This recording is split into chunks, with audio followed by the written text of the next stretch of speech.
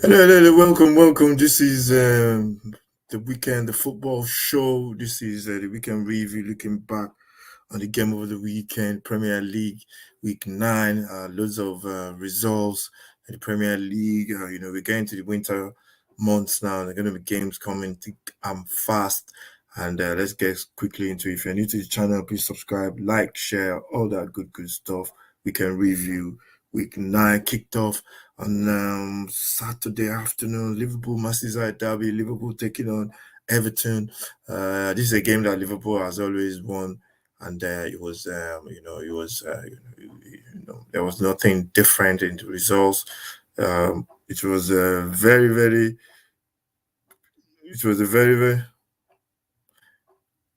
it was a very good game in terms of football. I think Everton did really well, put themselves about a lot. Liverpool just couldn't break them down. There was some dodgy decisions there, which was a bit of a concern. We've been talking about the referees for God knows how many weeks now. There's been one terrible decision after the other, and it's putting a lot of pressure on the referees now because everybody is watching the game and you're waiting for them to make another big mistake or big whatever you want to call it. And this one was just two players, two what do you call two decisions, exactly the same decisions. The referee sent off somebody for one, and for the other, he didn't send the other person off. He sent off Everton. I think it was Keane for Everton, and he didn't send off Konate for Liverpool. Yeah, it was just for me. I don't get that. I don't get how the referees making mistakes with these decisions. But Salah got his goal, his customary goals against Liverpool. A beautiful finish to give Liverpool the lead, and then the second one was an handball in the second half, loads of pressure, and they had to what do you call it? They just had to give that decision for the handball as the ball. I can't remember. I think it was Keane or somebody else. I can't remember who it was. His hand was away from his body. For me, it was never a penalty, man. I don't that decision, but I don't want to be talking about it anymore because we all know. And yeah, Liverpool won that one easily, 2-goal victory, and they kept the 3 points.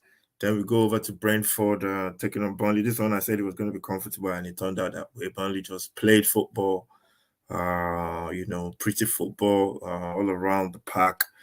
They had a man sent off as well, red card for, I can't remember who it was now, red card for Connor Roberts, but I think it was this. I think he kicked the ball out or something like that. I'm not sure.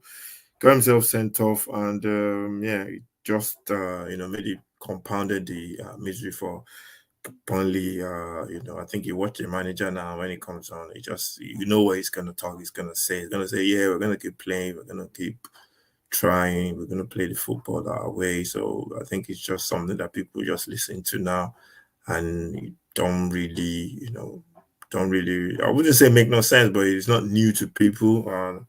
So yeah, that was easy victory for Brentford. A couple of goals. I think Shada scored a goal from outside the box as well. Buemo got his custom goal as well, and Wissa got a goal as well after 25 minutes, giving Brentford a comfortable lead. I knew that was going to be the case anyway, but even before the game, Bournemouth and Wolves. This one, Wolves had the man sent off. Bournemouth had the man sent off. Sorry, Wolves. So this is the Gary O'Neill going back to his old club. This one was a game that I thought Bournemouth was going to turn around their fortunes. But the manager is losing games like this. I don't think Raola. I think is going to be. His job is going to be on the line very soon. Wolves played really well. Beautiful chance there. Beautiful chance from what's his name? Neto again. I think he's one of the players of the season so far. Really aggressive, direct. You don't even know you know what he's going to do, but you can't stop him. And yeah, Sri Lanka got the first goal for Bournemouth. Beautiful football around the edge of the box, and Sri Lanka was there to finish it off. And then Kona got a goal for for Wolves before. I think towards the end of the game, I think it was a couple of minutes towards the end of the game, in the dying minutes. Klasnik got the winning goal, the tall striker that they signed. He's been injured for a while, and he got the winning goal for Wolves. This is a result that's going to put Raul under a lot of pressure now, I think. And Gary O'Neill, I think he's just, he's doing a good job at Wolves. And yeah, he was on Sky as well. He was really, really insightful on Sky. It was interesting to watch him on Sky, talking about his time at Wolves. Then we move on to Man City and Brighton. This one was 2-1. Man City, played really well. This is when you have the same style, and City, they got the better players, so obviously they're going to win.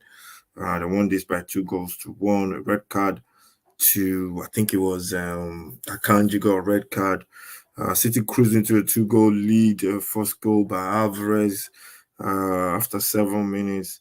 And then Ireland with a beautiful finish as well after 19 minutes. But you can sense Brighton were in this game. They got a goal back from Fati. And then it was, you can see the tension at City. I think City are missing those players that left during in the summer. Gundogan and I can't remember who them, Mahrez. I think those players are big players for City. So yeah, we'll see how they go, but they managed to get their 2-1 victory, and yeah, they get the 3 points. Newcastle taking on Crystal Palace. This one was a whitewash. Palace, Newcastle just smashed them. I thought Palace were going to be, what do you call it, resolute defensively, which they've been, but they just couldn't cope with Newcastle, with the fans there as well. It was a wave and wave of attacks from Newcastle, and they got their goals. Murphy after 4 minutes with a beautiful finish, right into the top corner. I think he flicked it from a one-touch foot, but the ball came over his head. He just connected beautifully to get them on the roll. And once Newcastle starts scoring and the fans are behind them, they could really, really turn the team over. They got their second goal through Gordon as well. He's been very good for them after 44 minutes. Longstaff at the end of the towards the end of the first half to make it 3, and then Wolsey got his customary goal on 66 minutes, which was it was a comfortable win for Newcastle. I think most teams are going to go to Newcastle and they're going to struggle to cope with Newcastle, especially with the fans. Then when the 5 o'clock game, the Chelsea taking on Arsenal, that was the game of the round in week 9. And this one was 2-2. I was really surprised. I thought it was going to be a win for Arsenal, to be honest. But Chelsea, the way Chelsea played, Chelsea just dominated this game from the first minute to the 85th minute. Played really well. Got goals. Got their first goal from a penalty. Palmer playing former Newcastle, former Man City player. Cole Palmer, he was very, very good. Really, really playing as a number 10. Got his goal from a penalty. Before then, Newcastle had a couple of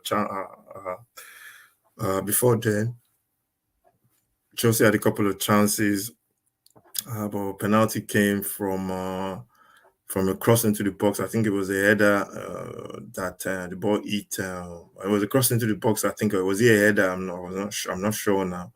And the ball hit, what's his name?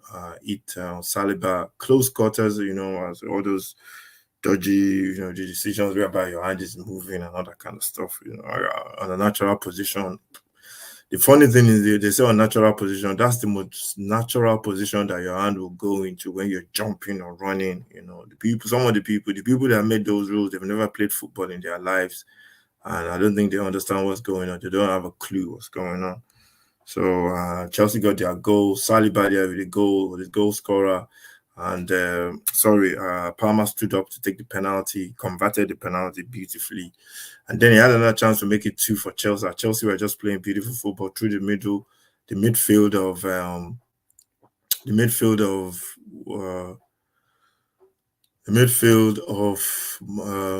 Caicedo and Caicedo, Fernandez, and I can't remember who the other person was in midfield. Gallagher, they were just too strong for Chelsea, for Manchester, for Arsenal. Dominated the midfield. I think they could have got a couple more goals. They had a good finisher.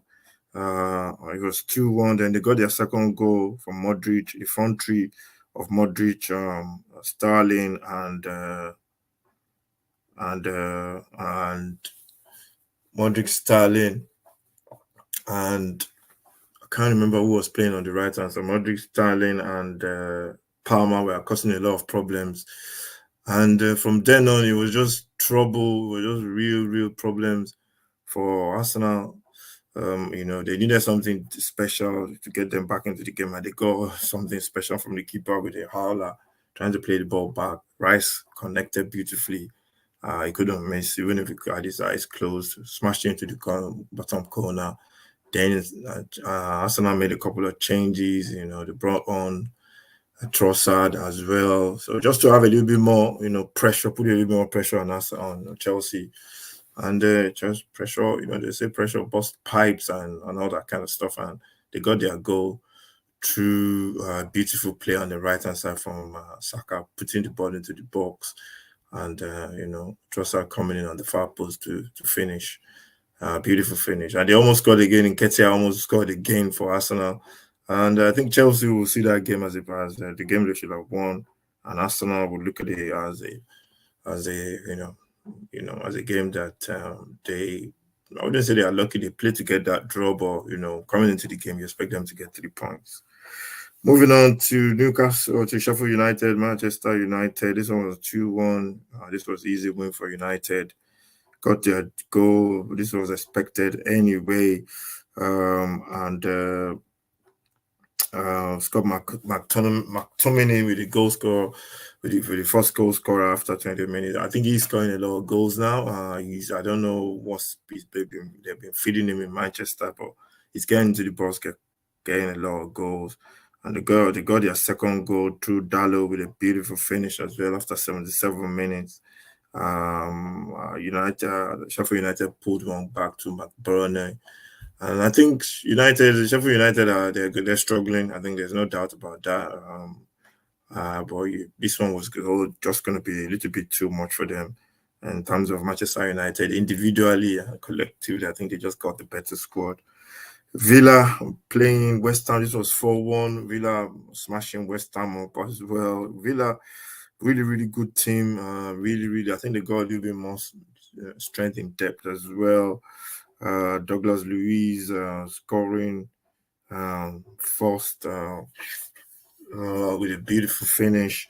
And then Oli Watkins as well. Always gets his customary goal. He's been scoring goals. I think he's got 4 in the last 3 now.